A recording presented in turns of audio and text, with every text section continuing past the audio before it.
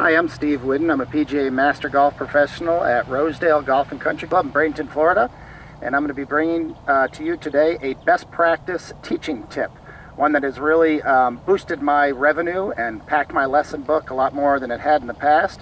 And the reason why I came up with this is that I was finding out that the transition that people are making from the practice tees from our instructional lessons onto the golf course obviously is a struggle for most people. But what I decided to do so that we didn't have to always get out onto the golf course at an impromptu second was I decided that we were going to take our lessons a little bit further, and people have really enjoyed this, and I think it'll help you too.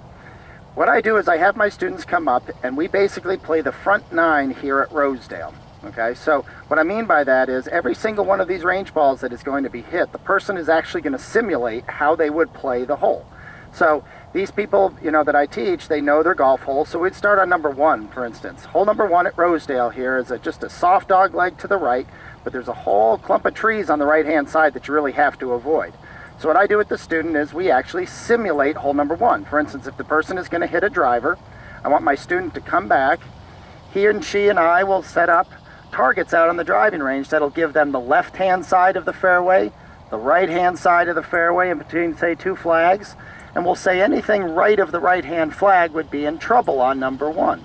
So now what I want that student to do so I can get a feel for what their routines are, their patience, the cadence in their setup, etc. is they literally are now going to go through the routine. For instance, they would come behind the ball, they line it up, for instance, they would come up. We've designated our target out there between 2 flags. If a driver is their shot of choice, they're going to come up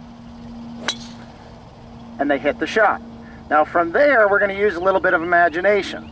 Let's just say that that person tended to hit it out to the right of our designated target. We're going to imagine that ball was probably in the trees, okay? What they're going to do at that point is they don't get to hit another golf ball with their driver. We're going to play golf. So that person is going to take whatever club they would use, and we're going to come up with another target, but they have to punch it out of trouble. So we'll come up with a scenario. So let's say that that person has to hit the ball out probably 50 yards to get it back down into the fairway. They're going to take whatever club they like to sort of punch it out of trouble with, and we're going to come up with another target.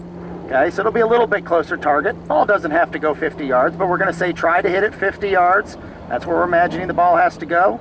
Let's say, for instance, they decide to take out a 6-iron to punch it out of trouble. Want that person to go through the whole routine. Say, Steve, that flag out there is my target. As they come into it, they're going to walk up, and they're actually going to hit a punch-out shot.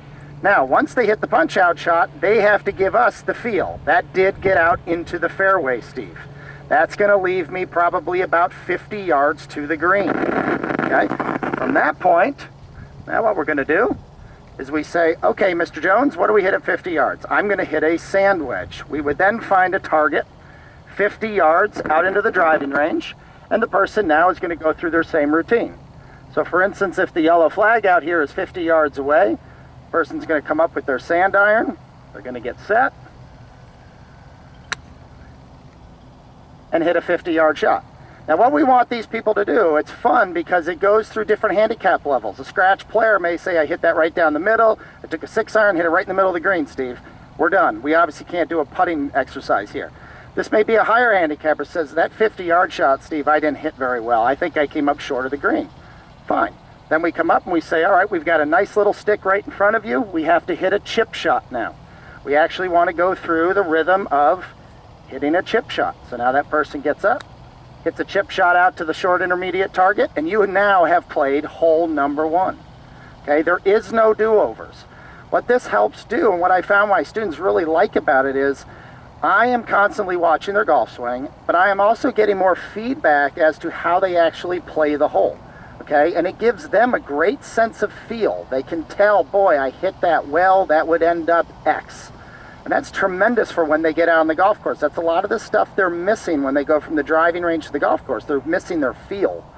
Okay, so even just like the punch shot we had, I wanted Mr. Jones just to hit it 50 yards. He needs to be able to hit that shot and tell me, did that go about 50 yards? It's been very popular here at Rosedale.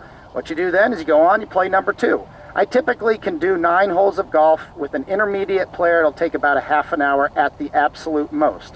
So you would want to have their golf bag right here, and as soon as they get close enough to the green, let them chip it on. There is no putting. but I promise you that'll help you fill your lesson book and it'll help your students enjoy it more. I hope that helps you.